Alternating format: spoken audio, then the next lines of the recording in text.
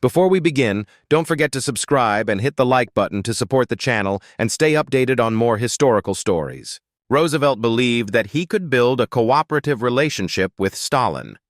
He often tried to appeal to Stalin's sense of partnership and mutual interest. Churchill was more skeptical. Having long distrusted Soviet intentions, he frequently warned about the dangers of expanding Soviet influence. Stalin, for his part, remained cautious and calculating. He understood that the Red Army's presence across Eastern Europe gave him significant leverage in negotiations. Despite their differences, the leaders maintained a working relationship throughout the conference. The agreements reached. By the end of the conference, the leaders had reached several key agreements. Germany would be divided into occupation zones. War criminals would be prosecuted. Poland's borders would be adjusted. Free elections would be held in Eastern Europe. The United Nations would be established. The Soviet Union would join the war against Japan. At the time, these agreements appeared to represent a strong foundation for post-war cooperation. However, many of the details remained vague, leaving room for conflicting interpretations. The aftermath. Only 2 months after the conference ended, Roosevelt died in April 1945. His successor, Harry S. Truman, took a much harder stance toward the Soviet Union. Germany surrendered in May 1945, marking the end of the war in Europe. Soon after, tensions between the Western Allies and the Soviet Union began to grow. Disagreements over the political future of Eastern Europe intensified. Many historians believe that the seeds of the Cold War were already present in the agreements made at Yalta. Criticism and historical debate. The Yalta Conference has been debated by historians for decades. Some critics argue that Roosevelt and Churchill conceded too much to Stalin, allowing the Soviet Union to dominate Eastern Europe. Others argue that the Western Allies had little choice. The Red Army already controlled much of the region, and Stalin was unlikely to withdraw his forces.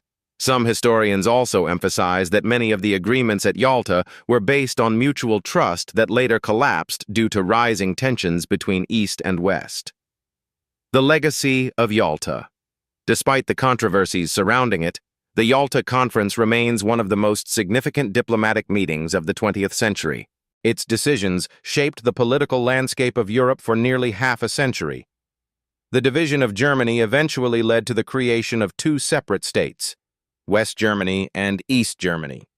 Eastern Europe became dominated by Soviet-aligned governments, while Western Europe developed democratic systems closely tied to the United States and its allies. At the same time, the creation of the United Nations established a global institution that continues to play a major role in international diplomacy today. Conclusion. The Yalta Conference was a turning point in world history. In the final months of the Second World War, the leaders of the Allied powers gathered to shape the future of a world devastated by conflict. Their agreements ended one era, but opened another. While the conference helped organize the defeat of Nazi Germany and establish the foundations of international cooperation, it also marked the beginning of new tensions that would define global politics for decades. The meeting in Yalta showed both the possibilities and the limits of diplomacy. It demonstrated how leaders could come together to solve global problems, but also how competing interests and ideologies could divide even the strongest alliances. Even today, historians and political thinkers continue to study Yalta, seeking to understand how a few days of negotiations in a Crimean palace helped shape the modern world. He believed that friendly or controlled governments in Eastern Europe would create a buffer zone protecting the Soviet Union from future invasions. These competing interests would define the negotiations at Yalta. The question of Germany. One of the central topics of discussion was the future of Germany. The Allied leaders agreed that Germany must be prevented from ever starting another world war. To achieve this, they decided that Germany would be divided into occupation zones after the war.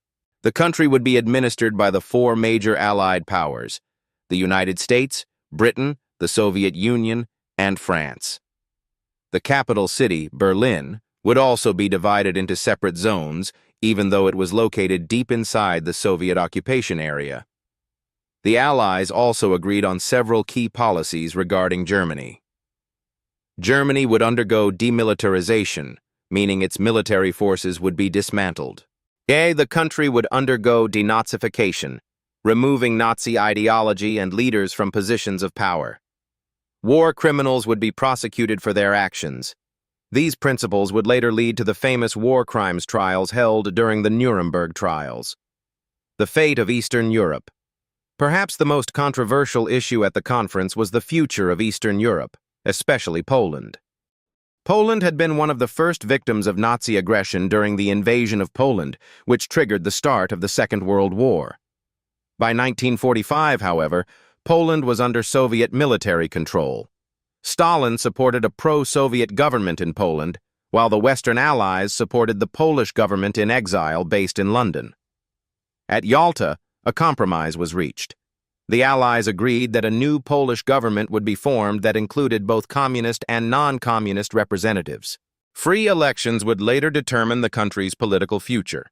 However, the interpretation of free elections would become a major point of dispute in the years that followed. The borders of Poland were also adjusted. The country would lose territory in the east to the Soviet Union, but gain territory in the west that had previously belonged to Germany. This decision resulted in massive population movements across Central and Eastern Europe. The creation of the United Nations.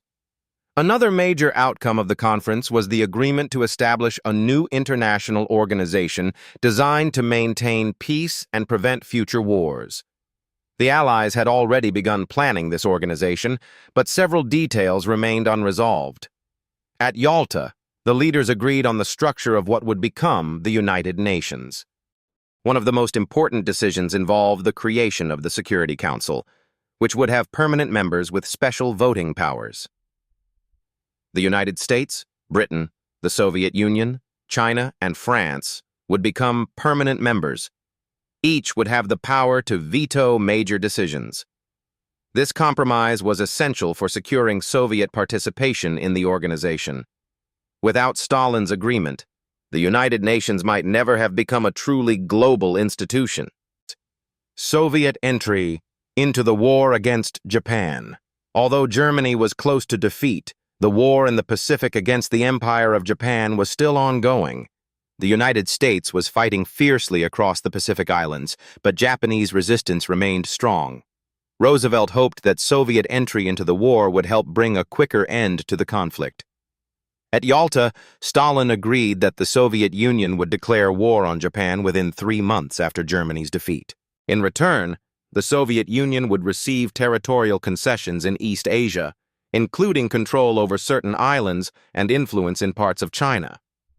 This agreement would later play a significant role in the final stages of the war in the Pacific. Personal interactions between the leaders. The conference was not only about formal negotiations. The personal relationships between Roosevelt, Churchill, and Stalin also played a role. The Yalta Conference, the meeting that shaped the post-war world. In February 1945, when the Second World War in Europe was entering its final and most decisive phase, 3 of the most powerful leaders in the world met in a small resort town on the Crimean Peninsula. Their goal was simple in theory, but immensely complicated in reality: to decide how the world would look after the defeat of Nazi Germany. The meeting would become known as the Yalta Conference, and its consequences would shape international politics for decades. The conference brought together the leaders of the 3 main Allied powers: the President of the United States, Franklin D. Roosevelt, the Prime Minister of the United Kingdom, Winston Churchill, and the leader of the Soviet Union, Joseph Stalin. Each man arrived at Yalta with different priorities, different visions of the future, and different levels of power on the battlefield.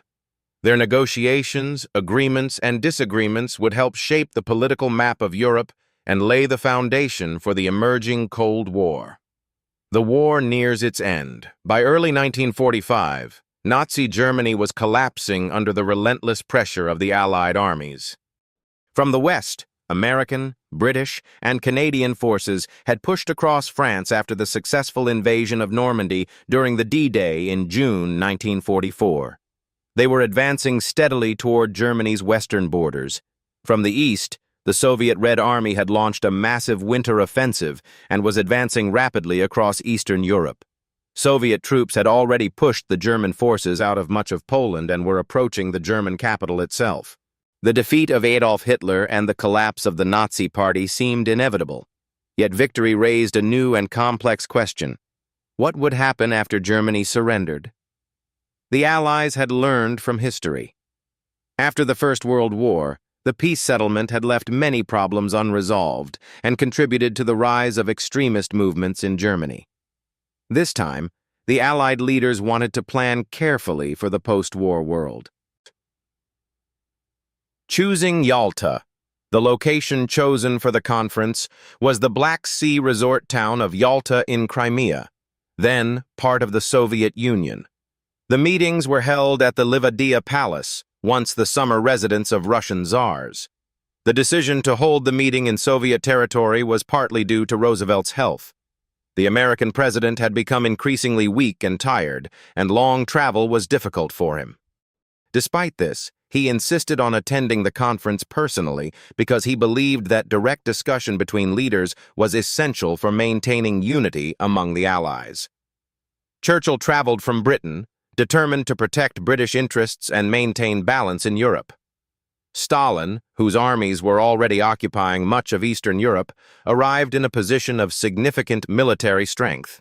The atmosphere at the conference was formal but tense. Although the three leaders were allies in war, they did not fully trust one another. Each understood that the decisions made at Yalta would determine not only the end of the war but also the structure of the post-war world. The leaders and their goals. Each leader arrived with clear goals shaped by his country's interests. Roosevelt's primary objective was to secure Soviet cooperation in the final defeat of Japan, and to ensure the creation of a new international organization that could maintain peace after the war. This organization would later become the United Nations. Churchill, representing a Britain exhausted by years of war, was deeply concerned about the balance of power in Europe.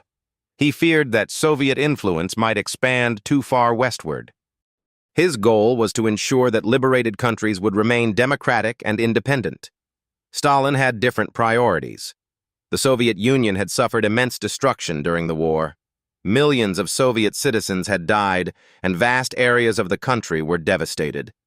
Stalin wanted security above all else.